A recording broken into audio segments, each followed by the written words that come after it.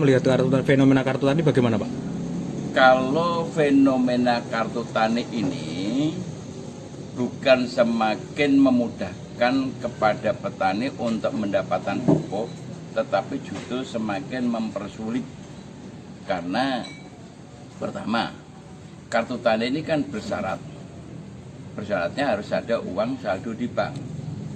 Dan kemudian juga dari sisi teknis yang terkait dengan kartu tani ini kan penggunanya kan rata-rata adalah petani yang kolonial. Petani kolonial itu yang usianya di atas 50 tahun. Dan kemudian teknis lainnya adalah ketika kartu tani itu dipegang oleh mereka yang punya hak menggunakan kartu tani atau petani-petani, tinggalnya kan di desa-desa. Nah, ini terpengaruh terhadap masalah sinyal dan sebagainya. Ini juga masalah teknis, belum masalah-masalah lainnya. Nah, oleh karena itu, kalau kartu tani ini tetap diberlakukan, maka perlu ada evaluasi. Karena masyarakat itu sendiri kan masih banyak yang belum mengenal dengan penggunaan teknologi seperti itu, apalagi masyarakat itu tidak ya yang sudah usia lanjut kan menghafalkan PIN aja susah. Kira-kira seperti itu. Jadi menurut saya dengan pola kartu tani lebih baik dihapuskan saja supaya pupuk itu tepat sasaran, ya langsung aja kepada desa dan menjadi tanggung jawab dari para desa dan kelompok tani di desa itu.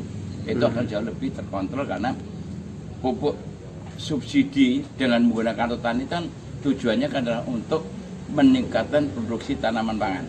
Tapi karena ini sudah juga dibuat kebijakan hanya urea, justru menurut saya urea ini justru malah harus mulai dikurangi, diganti dengan pupuk organik.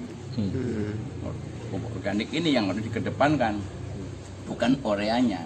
Justru yang pupuk organik yang sekarang itu dibutuhkan untuk pemulihan lahan, pupuk organik ini dibutuhkan untuk memperbaiki unsur hara tanah supaya kesuburannya itu lebih bagus dan produknya lebih bagus, malah dihilangkan dan kemudian ureanya yang justru merusak unsur hara tanah itu malah dipertahankan.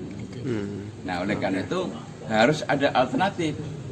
Kalau tidak ada alternatif, ini saya khawatir petani ini menghadapi persoalan yang serius. Maka dari itu karena di Blora ini adalah sebagai sentranya peternakan sapi, maka saya mengusulkan dan ingin buat gerakan penggunaan pupuk yang namanya pupuk tletong.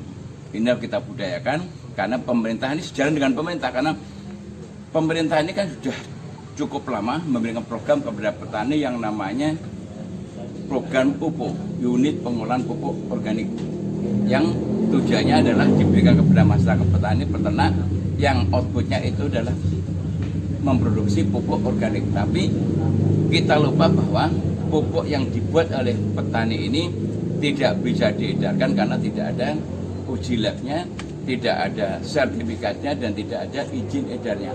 Ini yang harusnya pemerintah memberikan legalitas itu supaya kemudahan-kemudahan itu bisa didapat oleh masyarakat petani dan kelompoknya. Kesadaran masyarakat untuk mengubah pupuk anorganik ke organik udah ada Pak ya? Sudah ada kesadaran. Bahkan selama 3 hari ini saya di Blora, dari wilayah barat sampai hari ini di wilayah timur, justru kelompok petani itu sudah mengharapkan supaya organik ini bisa diberikan program tambahan. Sekarang sudah mulai banyak yang mengajukan program sapi, program pupuk, karena mereka menyadari bahwa pupuk organik jauh lebih bagus daripada yang namanya pupuk kimia. Kalau yang menghambat sendiri Pak, setelah kemarin ke Blora itu, apa yang menghambat para petani itu nggak mau atau mungkin belum sepenuhnya beralih ke organik itu Pak? Ya, sebetulnya petani itu sudah mulai ingin beralih ke situ. Hanya yang menjadi penghambatnya kan ketika mereka sudah memproduksi pupuk, sudah ada value-nya dan kemudian bisa dijual, itu nggak bisa dijual karena tidak ada izin tadi.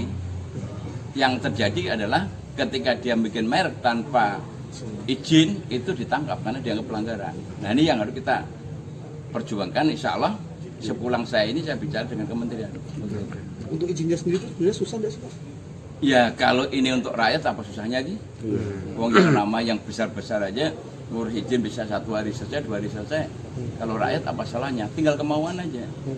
Kemauan kita bantu rakyat serius atau tidak? Kalau serius ya bisa diselesaikan dalam waktu singkat. Tapi kalau nggak serius ya dibiarkan seperti ini kan begitu. Oke, mungkin terakhir Pak,